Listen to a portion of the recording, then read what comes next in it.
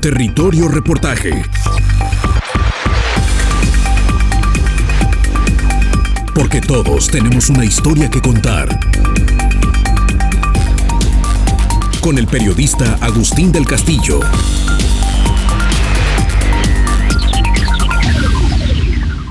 No llovía y se sentía que apretaba el calor, narran los testigos. Pero en lontananza, la montaña estaba invadida del gris evanescente de las tormentas y de esas epifanías de luz primordial con que los relámpagos hermosean los desastres. Así, se ocultaban los perfiles más asombrosos de la escarpada orografía que rodea al poblado de San Gabriel, en el sur de Jalisco, una comunidad usualmente más apacible de lo que dicen las historias de la violencia real y la ficticia del México profundo, ese México bronco y antiguo de los relatos rulfianos y de las noticias rojas de la criminalidad que campea hoy en sus territorios. Alguien pudo balbucear el famoso «¿Oyes ladrar a los perros?», pero el potente bramido que descendía por la barranca de Salsipuedes lo sepultó en el silencio. Era la tarde del 2 de junio de 2019. El informe final del estudio de las causas del desastre que sepultó un segmento de la vieja comunidad, elaborado por el experto Luis Valdivia Ornelas y su equipo de investigadores de geografía de la Universidad de Guadalajara y de la Universidad Autónoma del Estado de México, es abrumador. En la tarde se observó en los cerros de la Media Luna y la Mesa una fuerte lluvia. Con posteridad se escuchó un ruido que provenía del arroyo Salsipuedes, el cual comenzó a desbordarse a lo largo de todo el trayecto dentro de la población, alrededor de 4 kilómetros. De acuerdo con datos de la Unidad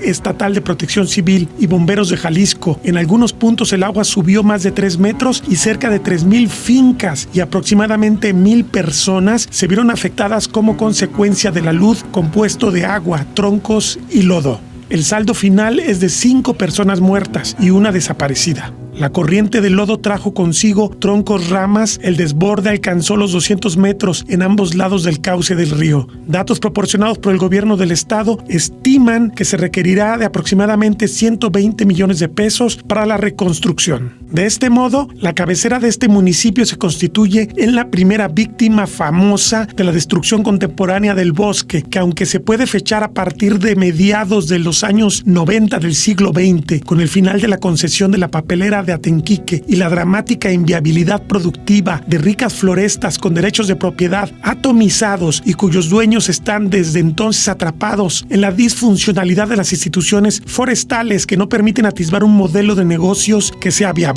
Fue en ese contexto en que arribó la oportunidad del oro verde, la persea americana, el aguacate, el fabuloso fruto de alto valor nutricional y sabores irrepetibles, domesticado por los mesoamericanos hace miles de años y que derramaba riquezas en el vecino estado de Michoacán. Riquezas ingentes, pero también un daño ambiental de brutales dimensiones, con cientos de miles de hectáreas desmontadas, incentivado por la escalada de violencia más grande de la historia reciente de esa entidad.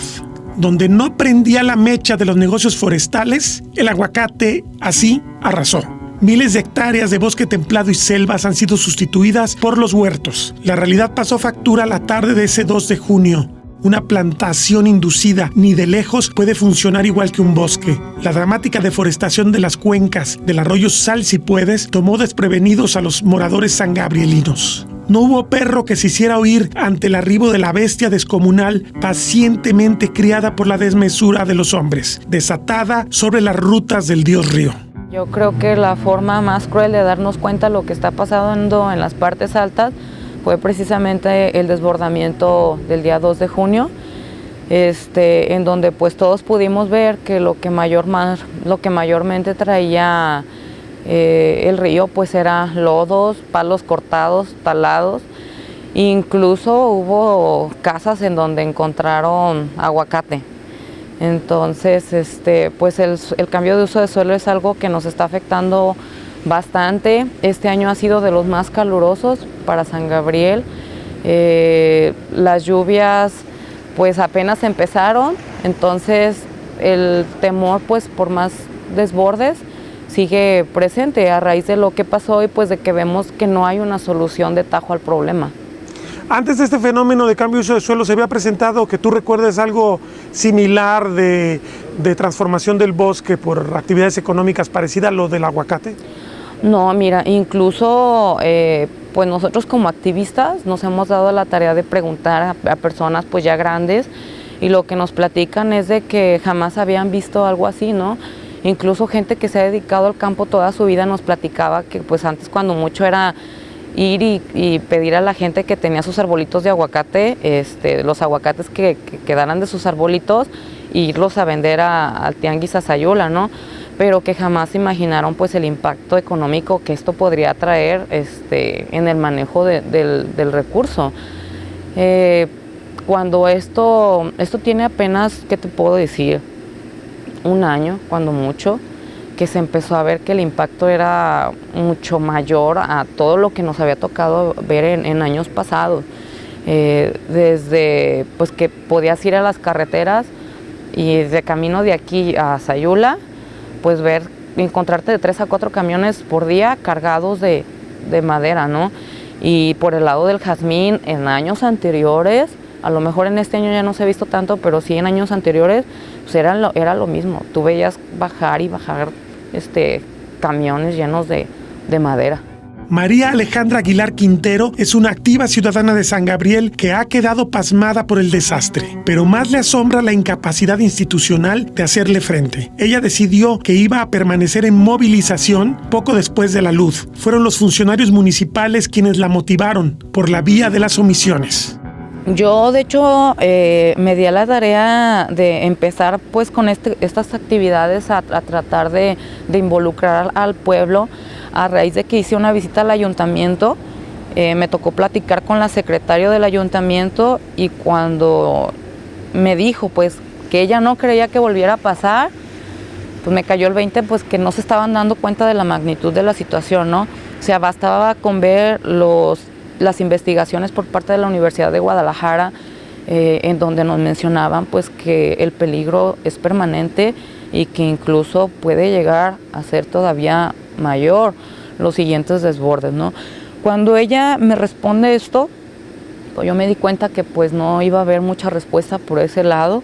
Entonces fue cuando nos dimos a la tarea un grupo de personas y yo, el grupo se llama Acción Climática aquí en San Gabriel, de traer a los expertos y tratar de informar a las personas. Yo pienso que ahorita San Gabriel la herramienta más fuerte que podemos tener es eso, la de la información. El mantenernos informados nos va a hacer darnos cuenta de la realidad de las cosas, ¿no?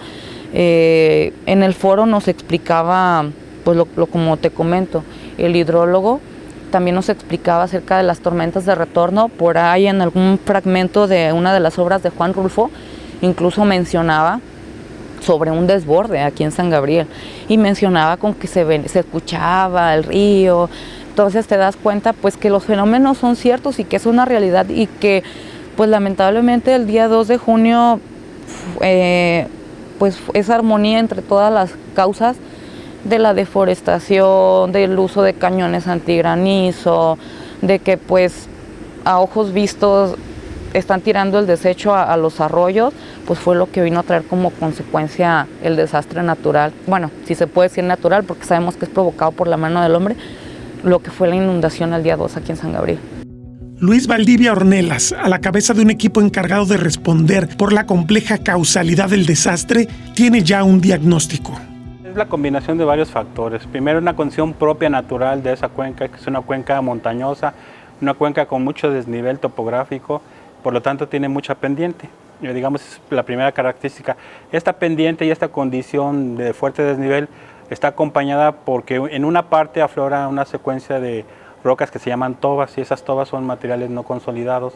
Entonces esas serían, digamos, las dos condiciones primeras que explican, digamos, que en esa zona de manera natural se presenten grandes crecidas con transporte importante de sedimentos, porque se combina pendiente con una litología deleznable y también es una zona de fuerte precipitaciones debido a la formación de cúmulos nimbos. Digamos, esa sería la primera explicación de carácter natural, pero desafortunadamente ha habido un impacto muy severo en las condiciones de la cubierta vegetal, más o menos a partir de finales de la década de los años 80, donde la primera zona, la parte de Apango, hubo una pérdida muy considerable, consideramos que hasta el 90-95% de la cubierta vegetal vinculada con los pinos, y ahí coincidió, digamos, una zona de pendientes, una zona de litología deleznable y una zona de pérdida de cubierta vegetal, y ahí es donde empieza, digamos, a formarse el primer sistema de cárcavas, que son barrancas muy activas que desplazan una gran cantidad de sedimento en periodos muy cortos de tiempo. Entonces ahí se inicia el proceso muy severo de degradación a finales de la década de los años 80.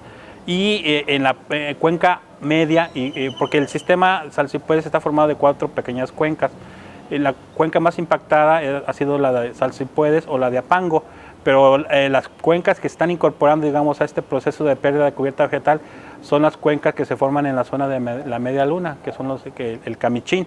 Ahí es donde en los últimos años hemos visto un cambio muy importante de la cubierta vegetal debido a la actividad fundamental de la implementación de la actividad de la explotación de los aguacates, y ahí es donde en los últimos años también los incendios fueron muy severos y coincide también con una zona muy activa desde el punto de vista de los procesos erosivos. Entonces, esa combinación de una zona antigua impactada con una nueva zona impactada por la actividad de los aguacateros ha hecho que los aludes, que es un fenómeno, digamos, entre comillas natural, que se formó en los primeros días de junio haya sido muy grande y haya sido muy peligroso.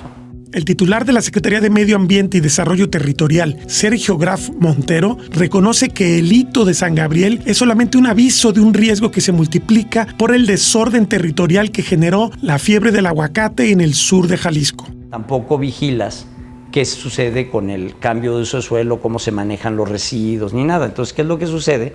Y qué es lo que marcó lo que sucedió en San Gabriel, es que cuando se da el cambio de uso de suelo, o sea, primero talan el arbolado comercial, lo comercializan, y en lo que queda, los tocones, las raíces, las ramas, las mueven con bulldozer, las depositan en cañadas, y entonces se aparece con una situación con eso, con material depositado en cañadas, la presencia de un incendio y una lluvia, y pasa lo que pasó en San Gabriel.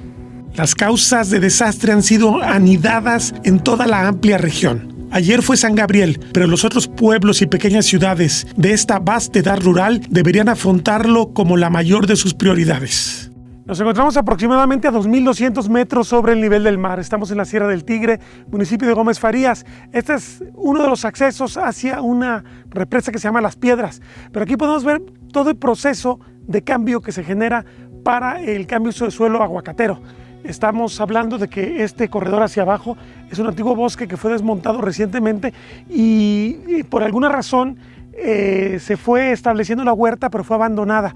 Entonces se ven las varillas donde está pues ligado la pequeña mata de aguacate, pero también hay varias vegetaciones secundarias que están creciendo oportunas, lo que revela que no se le ha dado mantenimiento durante varias semanas, sobre todo porque ya empezó el temporal y es cuando la naturaleza bulle de forma más impactante. Pero también se pueden apreciar las obras de conducción de agua típicas de una presa bien establecida. Aquí ya existen y sobre todo pues es claro que el bosque está limitado de forma extraña, lo cual revela que se diseñó el polígono para que estuviera aquí la huerta futura. Hacia el otro lado, y eso ustedes lo podrán ver con las tomas que hicimos del dron, hacia el otro lado derecho mío, ya hay huertas con más tiempo y hay una zona de valle, de pastizal, que seguramente en algún momento se va a convertir en aguacate. En este caso no sería un cambio de uso de suelo, porque sería en todo caso de ganadero agrícola, pero no forestal. Sin embargo, recordemos que el problema principal, aparte del cambio de uso de suelo que está generando el aguacate en los bosques, es la enorme presión por el recurso agua.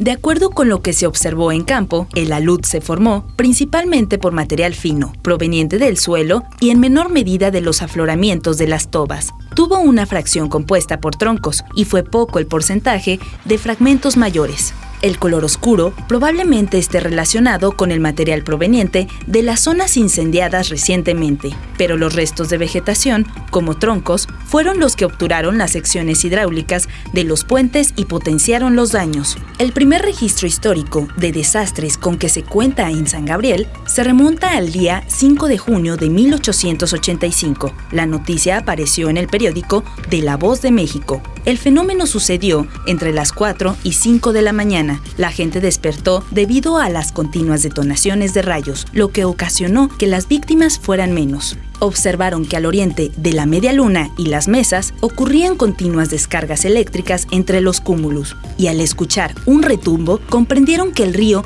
se desbordaba impetuosamente. Traía troncos, árboles gruesos, magueyes, arbustos, vacas, gallinas, todos ellos conducidos por la inmensa mole de agua. Fueron destruidos los puentes de piedra y el del centro, que ya había resistido varias crecientes, cuya obstrucción ocasionó que las corrientes tomaran otras direcciones. Se fueron por distintas calles, ocupando el agua las casas situadas a un lado y a otro del río, para destruir unas, inutilizar otras y anegarlas todas. El agua subió hasta 3 varas de altura. La rapidez de la inundación y su duración de más de 3 horas no permitió a sus moradores de las inmediaciones sacar los objetos que poseían. Se reportaron varios ahogados, pero no se tiene el número exacto. ¿Qué desencadena los aludes? Factores condicionantes se dividen en 2 grupos. Los primeros corresponden con aquellos aspectos propios de la cuenca, como puede ser la respuesta ante lluvias de fuerte intensidad horaria, definido como el tiempo de concentración que se requiere para formar grandes crecientes. Los índices morfométricos, como el de torrencialidad y el de compacidad. El otro grupo de aspectos son los que definen la estabilidad del sistema cuenca-vertiente, que hacen que una ladera sea más susceptible que otra a generar aludes. Aquí se incluyen las características litológicas, la geometría de la vertiente, pendiente, la vegetación, incendios, etc. Factores que disparan o activan el proceso corresponden principalmente las lluvias de fuerte intensidad horaria, tormentas severas, aunque en condiciones de una alta perturbación de las vertientes no es necesario que la lluvia sea intensa. Otro factor que desencadena los aludes son los sismos. La condición del territorio es, de entrada, propicia al desastre. La microcuenca llamada Salsipuedes o Agua Fría se formó en una zona de transición geológica, estructural y topográfica. Se emplaza entre el conjunto volcánico cuaternario del complejo Colima, Nevado y Fuego, la Sierra Bloque de Tapalpa y los volcanes monogenéticos de Sayula. La configuración hidrográfica es compleja debido a la gran diversidad de rasgos topográficos y cuerpos geológicos. La red cuenta con 4 cauces principales y una gran cantidad de afluentes de primer orden. Los nombres son el Agua Fría, Apango, Salsipuedes y el Carpintero. Estos cauces son angostos, sinuosos y profundos. La fuerte incisión vertical, combinada con el desnivel de más de 1.300 metros, hace que las laderas de la superficie imbríferas sean empinadas, es decir, de fuertes pendientes, y los perfiles longitudinales de los cauces muestren saltos topográficos.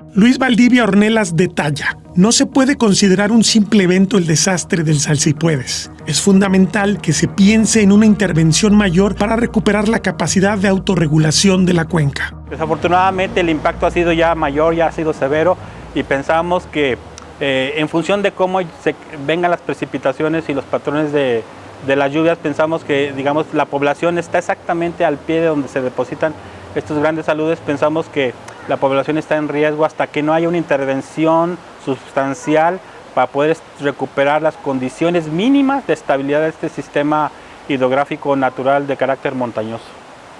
Ahora uno se preguntaría, a partir de los 80, 90 termina el monopolio que tenía Tenquique, sobre todo la región, para explotar bosques. Se libera el mercado y empiezan los particulares a buscar sus propias cadenas de mercado. se incentiva mucho el mercado de la madera, pero se supone que son autorizaciones que la autoridad federal permitió y condicionó, porque un programa de manejo forestal implica no solamente tumba árboles, sino que tienes que manejar el territorio de manera de que no ocurra lo que ocurrió. La primera conclusión entonces a la que podríamos llegar es que nadie se molestó en saber si se establecían las condiciones cuando hubo el abandono de un predio que se aprovechó forestalmente, para que siguiera siendo forestal, para que se reforestara, para que se recuperara y no perdiera estas funciones tan importantes en la contención de suelos y todo el tema geológico que nos has descrito. Sí, exactamente. Hubo un abandono en general de las administraciones municipales, estatales y federales, y ahorita hay un proceso de degradación muy acelerado, y por eso nosotros pensamos que es muy importante que se establezca un programa de intervención en función de un conocimiento completo y complejo del comportamiento de este sistema hidrográfico montañoso. Entonces tiene que haber un estudio ahorita completo y complejo para poder entender de cómo restablecer en las condiciones de estabilidad de los sistemas de vertiente que han sido severamente afectados por esta condición de pérdida, y particularmente cuando hay un incendio también cambian las condiciones, no nomás hay una pérdida de la cubierta vegetal, sino cambian las condiciones propias físicas del suelo, ¿no? Se vuelve un suelo, digamos, repelente a cualquier cantidad de lluvia que se precipita, y es un problema muy serio. Sí, el agua queda arriba y corre. No se infiltra, exactamente. Y hemos visto, por ejemplo, en los nuevos, digamos, zonas donde hubo la pérdida de cubierta vegetal de hace 2 o 3 años, que está iniciando el proceso de formación de cárcavas, y eso para nosotros es preocupante, ¿no? Inicia a través de pequeños canales, pequeños regueros, hasta formar cárcavas, y ya cuando se forman las cárcavas, como en Apango, pues ya tiene que haber una intervención mayor, porque ya hay un proceso de degradación completa de este sistema natural. El contraste con otras regiones que también afrontan problemas de deforestación revela por qué se trata de un territorio de suyo más frágil, más expuesto. La parte impactada de la zona de Apango, pues es que, digamos, se definen como 2 zonas, la zona de Apango y la zona de Camichines, que es la media luna.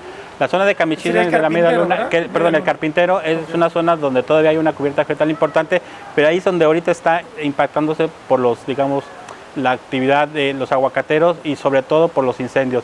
Y la zona de Apango estaba cubierta por bosque, digamos, la parte más alta del sistema hidrográfico, que exactamente donde está el poblado de Apango hacia arriba, ¿no? Que más o menos son como unos 300 metros de desnivel.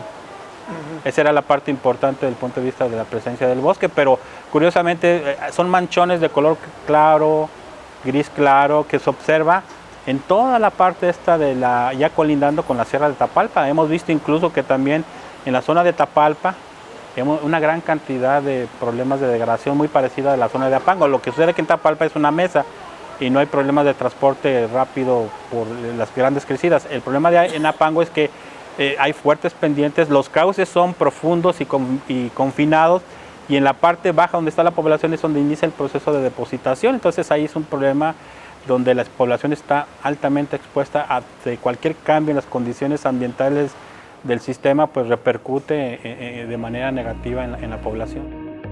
Porque el sistema de media luna Apango no se va a estabilizar solo en el corto plazo.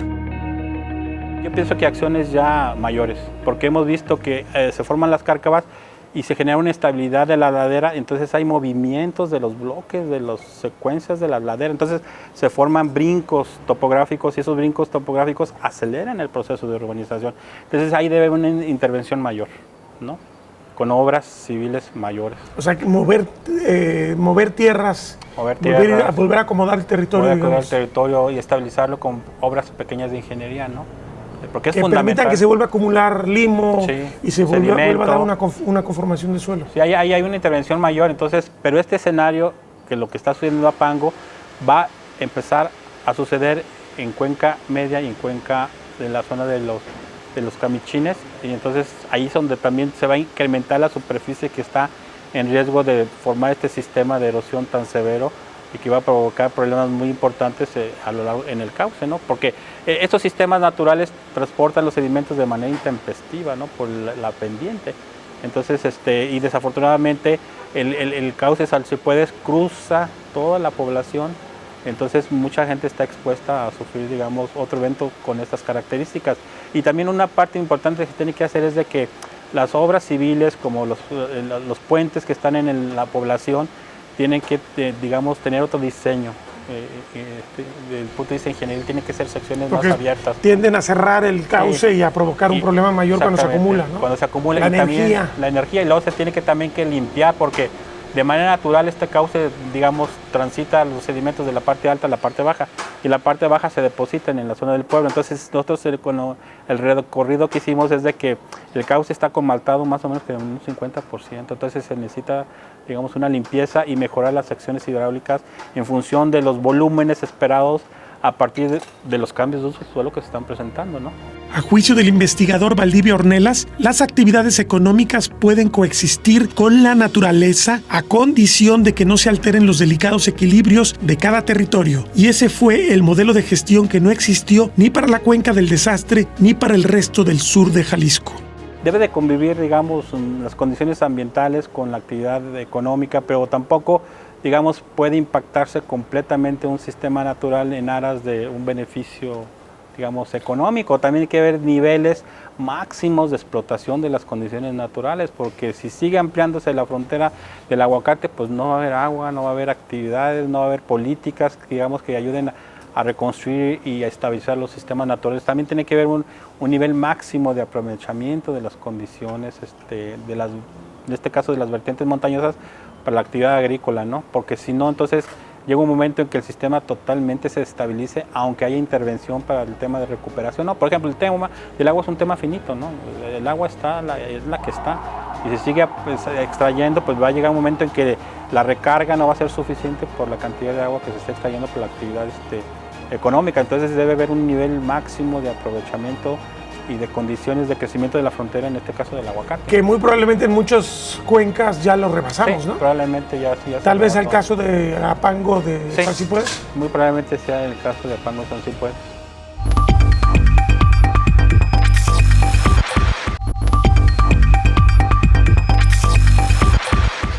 No es solamente San Gabriel escenario de desastres consumados o probables. Al norte de la región, en el municipio de Atoyac, los vecinos del poblado Poncitlán 1 viven ya bajo la cotidianidad de un suelo que gradualmente se hunde. Y la causa, advierte la investigadora del Centro Universitario del Sur de la UDG, Fátima Essara Ousini, es la sobredemanda de agua en la Sierra del Tigre para las huertas de aguacate. Un problema que podría replicarse en centros urbanos tan importantes como Ciudad Guzmán, pues la región completa tiene suelos frágiles.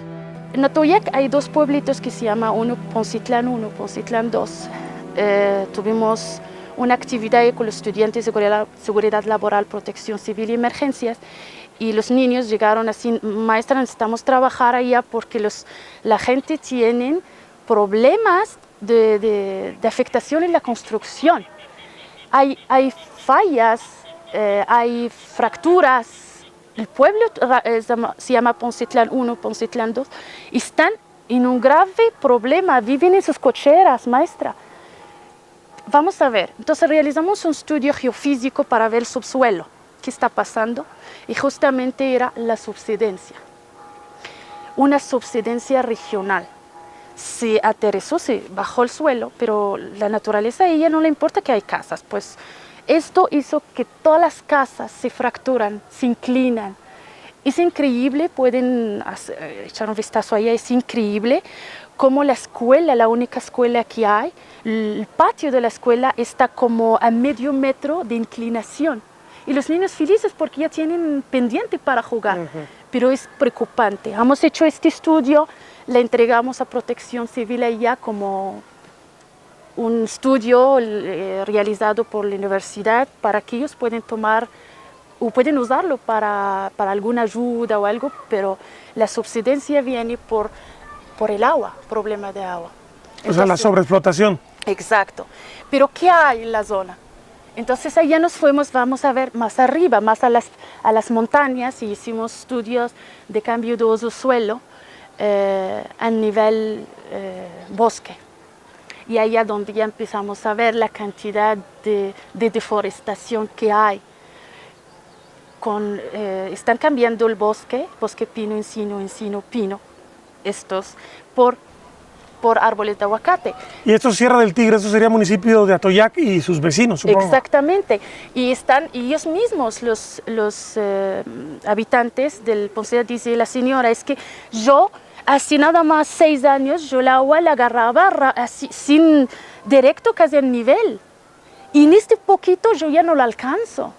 Entonces, cuando vemos eso a lo pequeño, no pasa nada.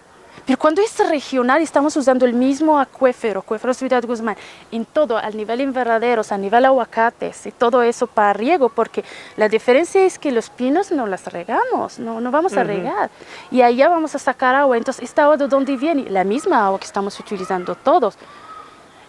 Esto está bien cuando el cambio de uso de suelo no es tan fuerte, la tasa no es tan grande anualmente, porque es más del 27% anual de aguacates. Ese es el último estudio que hemos realizado. ¿27% de cambio de suelo? Por año.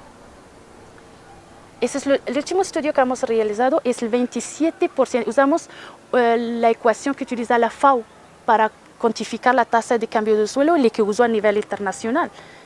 En sus informes la utilizamos el mismo, para ver cuánto es la tasa de cambio, porque la hicimos por año, es 27% por año. Los invernaderos, 33% que están aumentando. Pues 27% es muchísimo, la cantidad es mucho.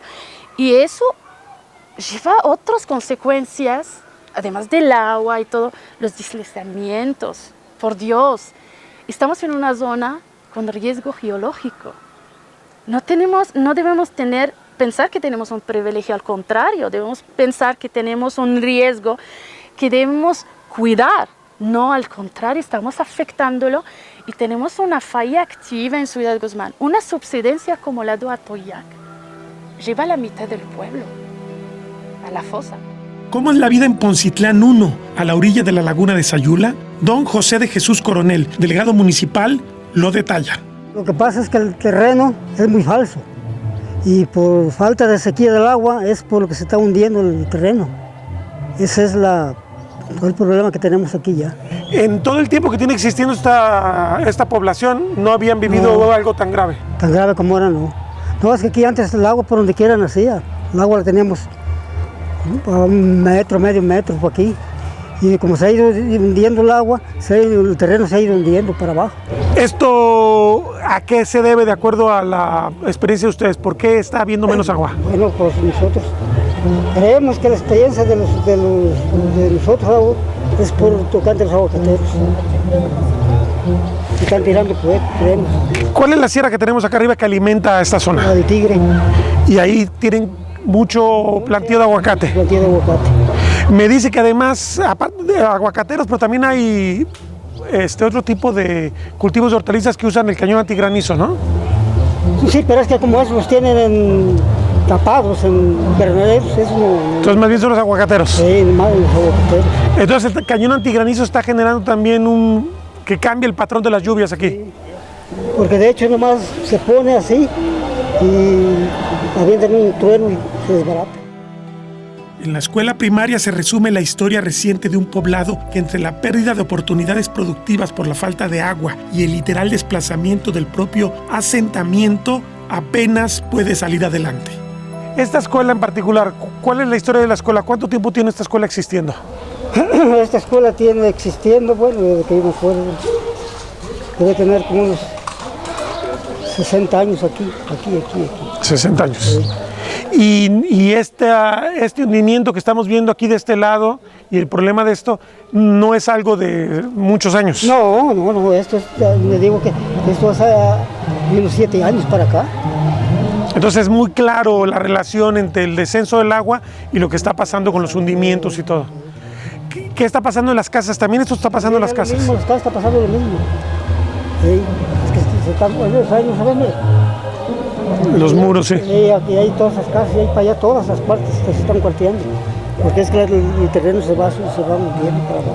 ¿Qué tipo de asistencia ha habido del gobierno municipal o del estado? Bueno, del municipal pues ayudas, pero pues del estado nada, ninguno.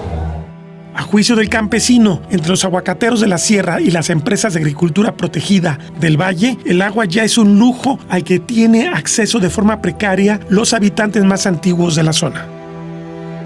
Tiene de unos 7 años para acá que el agua se escaseó. No, aquí esto de nosotros era un temporal que diario llovía.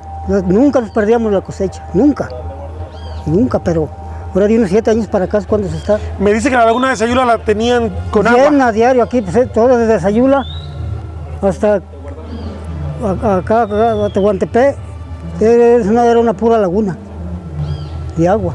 Y no se le secaba ni en secas, totalmente. No, diario tenía agua esa laguna.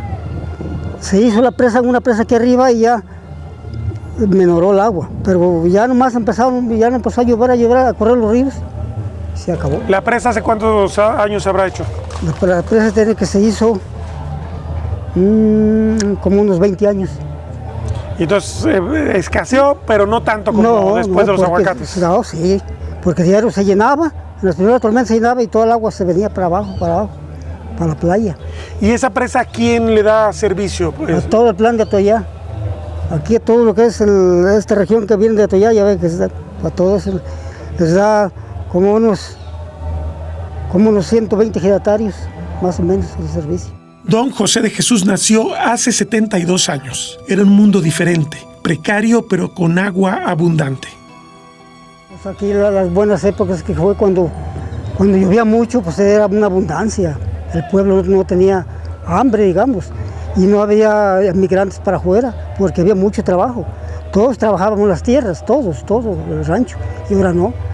Ahora yo pienso que es más de todos los ejidatarios que tenemos tierras aquí, las trabajaremos algunos 8. ¿Y cuántos son en total? En total somos 270 y tantos ejidatarios. O sea, ya hay un abandono general de las tierras. Es que ahorita todo mejor la rentan, porque les dan más. ¿Y a quién se la rentan? No, pues al que las acapara, el que tiene dinero. ¿Y para producir qué las acaparan? Maíz. Okay. El maíz, sorgo. Esta es una zona de cereales, de maíz y sorgo. Sí. Y aún el acaparamiento, pero aún con la escasez de agua, ¿sí les rinde a ellos? ¿Sí les da? Sí da, porque, como les vuelvo a repetir, todo el plan está perfecto. El agua de la presa. No se pierde. Y ya ahorita, como le digo, todo el cerro que tenemos acá nosotros, ese lo tenemos abandonado. O sea, el temporal es el que se ha perdido. Es que lo tenemos abandonado, está perdido, el temporal. Nos encontramos en el poblado de Poncitlán 1. Esto es el municipio de Atoyac, en la región de la laguna de Sayula. La laguna de Sayula es un gran vaso lacustre temporal que recibe, como todas las lagunas, las aguas que bajan de la sierra. ¿Qué está pasando en los últimos años? Esto es muy interesante. Aquí, por el salitre, siempre ha habido una tendencia a que los inmuebles se sumen, se hunden, pero esto se ha hecho más acusado con el paso del tiempo. Usted puede ver, este patio era parejo y está hundido hacia acá. De hecho, aquí dice zona de riesgo. Acá hay unas aulas que tienen muy poco uso, justamente porque esta escuela se está colapsando. ¿A qué se debe esto? Bueno, esto se debe a que, de acuerdo a la hipótesis de algunos maestros universitarios, estamos en una zona que no está recibiendo el agua de la Sierra del Tigre suficiente. La tenemos acá arriba, es una sierra que tiene un auge de las aguacateras muy importante. Usted sabe, las aguacateras están recibiendo muchísima, más que recibir, están captando, están utilizando mucha agua, y esta agua no baja al manto del subsuelo de la laguna. Entonces, el proceso de deterioro del piso de la zona es más acusado, y lo puede ver usted con suma facilidad, todas las huellas, todas las evidencias que tenemos en esta escuela primaria rural Jesús González Gallo. Y si se da un recorrido por todo el pueblo de Poncitlán, va a encontrarse muchas bardas y muchos puntos que demuestran cómo pues se está deteriorando el pueblo. Tiene una tendencia al hundimiento que es parte de los problemas que está generando el proceso de la ampliación de la frontera aguacatera en las partes altas de la Sierra del Tigre. Esto es parte de las cosas que es muy importante documentar, efectos secundarios que no se registran directamente, pero que evidentemente están cambiando, están generando trastornos en la calidad de vida de los que han habitado por siempre aquí en la zona de la laguna de Sayula.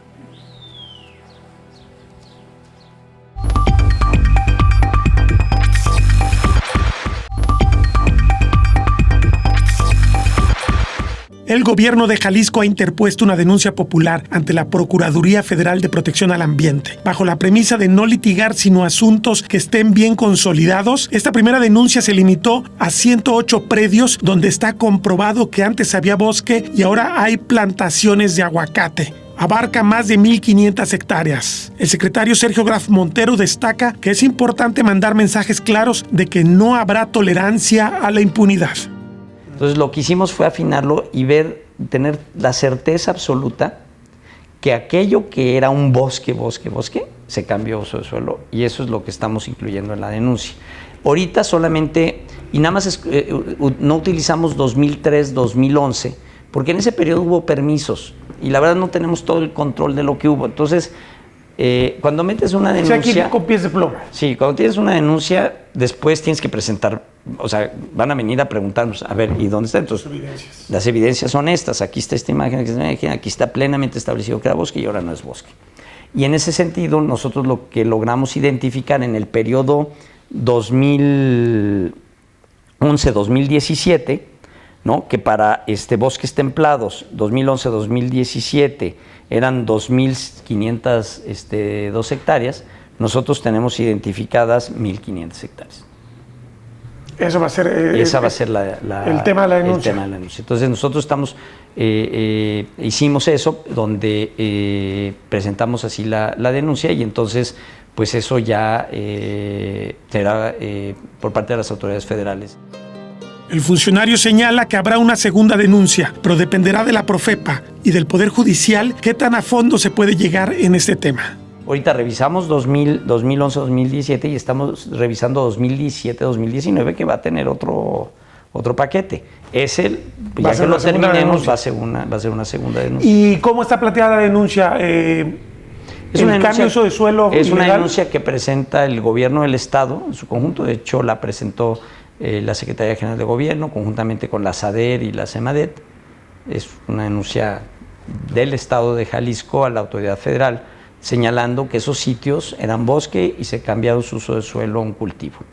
En todos los casos es evidente que no tienen una autorización, ¿verdad? No, eso sabemos que no hay una autorización. Los riesgos se multiplican, advierte Luis Valdivia Ornelas. Es fundamental revisar lo que ha sucedido en toda la región sur. Está sucediendo en las zonas bajas del sistema montañoso del volcán y el Nevado de Colima, ¿no? Nomás que ahí hay menos población y pues son poblaciones más pequeñas, pero la extracción del agua del acuífero de Ciudad Guzmán es impresionante, ¿no? Digo, y además el Nevado es una montaña mucho más frágil. Sí.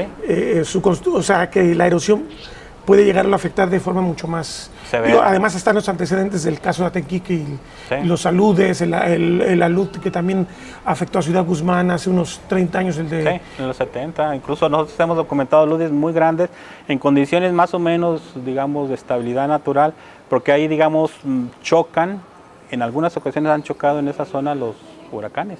Sí. Entonces los ciclones tenemos que también considerar estos eventos extremos como parte fundamental de construir escenarios que permitan entender la magnitud del problema que se puede presentar, ¿no? Tenemos que construir entonces un mapa muy preciso y muy amplio del tema de riesgo con el aguacate, no limitarnos al trabajo que hicieron ustedes, sino más bien verlo a nivel de toda la región. Sí, y aplicarlo. Nosotros construimos una metodología que pensamos que ayuda a entender desde el punto de vista técnico el fenómeno, y esta metodología aplicarla a todas las condiciones que se presentan en la parte sur del estado, porque ahí se combinan suelos muy frágiles, grandes desniveles montañosos, impactos muy severos en las condiciones de la cubierta vegetal y centros de población muy importantes, ¿no? La activista Alejandra Aguilar Quintero señala que el costo elevado que pagó San Gabriel por el desinterés en regular y por priorizar las ganancias privadas de corto plazo no es tolerable, pero es escéptica respecto a la postura del gobernador Enrique Alfaro, quien tiene sus orígenes familiares justamente en la Sierra de Apango y cuenta con parientes que se dedican al próspero negocio del aguacate. Creo que hizo un compromiso pues de que iba a dar con los responsables y demás, ¿no? Te voy a ser muy honesta, o sea, el tema del cambio de uso de suelo no se puede dar sin el conocimiento de las autoridades ejidales y eso es un hecho. O sea, los primeros que se dan cuenta son ellos. Entonces, el comisariado ejidal de Apango, que es donde hay mucha molestia pues por ese lado de la zona, pues es el presidente municipal actualmente aquí.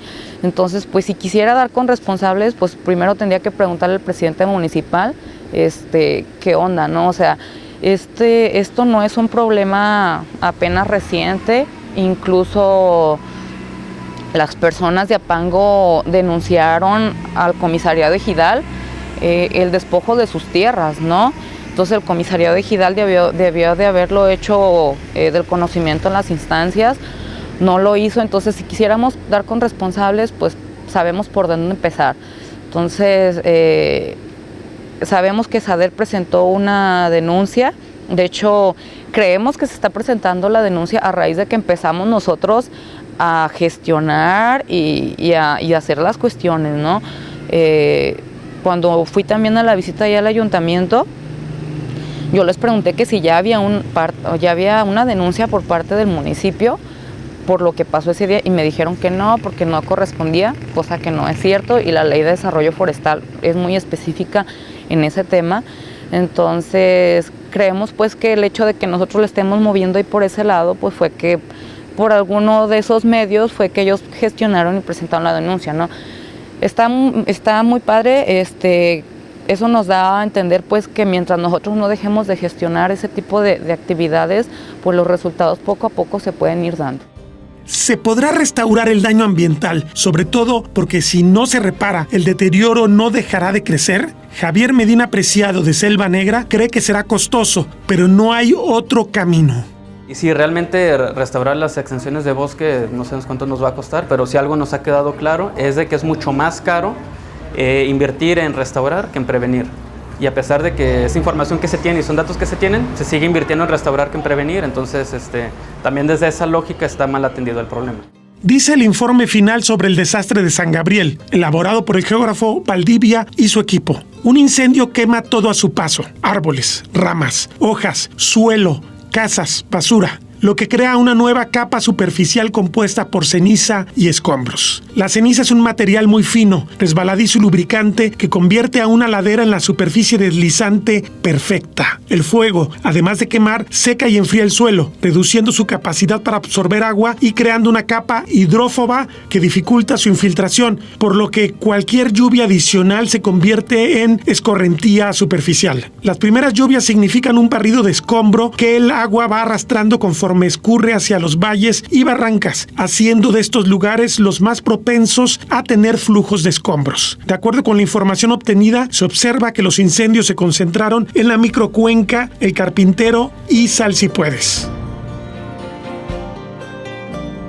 El desastre tenía, valga decirlo, una tormenta perfecta. Una parte de la montaña se desplomó y varios hogares de San Gabriel están hoy de luto. La tendencia al crecimiento de la frontera aguacatera no está ni de lejos detenida. Si la autoridad no interviene, esto es solo un adelanto de lo que viene, que será múltiple, si se liga la crisis ambiental local al cambio climático global con sus eventos meteorológicos extremos. Ríos secos que luego se desbordan, laderas que se derrumban, un calor creciente, enfermedades oportunistas. El desastre acecha y nadie escuchará ladrar a los perros porque las crecidas rugen como dioses primordiales, magníficas y furiosas. Las grandes montañas son un poderoso símbolo mítico que dio sustento desde el pasado más remoto a las culturas humanas. Pero más allá de esto, la ciencia ha demostrado el papel esencial que tienen como proveedoras de servicios ambientales. Nos encontramos aquí, al pie de la montaña más elevada del occidente de México, el Nevado de Colima. Esta zona ha sido esencial para el desarrollo de grandes regiones como el Valle de Zapotlán, el Valle de Autlán y el Valle de Colima, y muchísimas zonas pueblerinas que han sido esenciales para mantener ciertos cultivos y ciertos modos de vida que siguen siendo típicos de la región sur de Jalisco y de Colima, y que entre otras cosas iluminaron obras literarias extraordinarias como la de Juan José Arreola o la de Juan Rulfo. La realidad es que está en grave riesgo por la prioridad que se ha dado al elemento económico, que estos valores se pierdan. No es solamente tener árboles por tener árboles o animales y plantas. Se trata de que se mantenga todo un sistema funcionando que hace viable que los negocios que hace el ser humano tengan perspectiva de largo plazo. El gran problema con el aguacate es que ha generado una huella ecológica brutal que podría sacrificar para mucho tiempo el papel de la alta montaña para la provisión de servicios y de la imaginación incluso de los seres humanos. Territorio Reportaje. Porque todos tenemos una historia que contar. Con el periodista Agustín del Castillo.